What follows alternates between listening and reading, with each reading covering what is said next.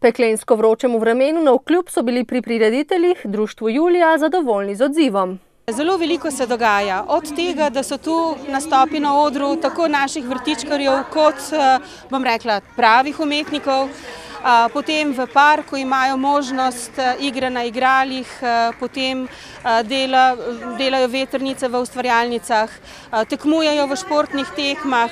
Posebnost tokratne dežele Juju je bil njen zaključek. Tokratni poletni Juju se bo zaključil malo drugače, ker v Trdinovi dvorani na pravem odru igralska skupina Osnovne šole Drska bo zaigrala tem našim malčkom nagrajeno predstavo Vila Malina.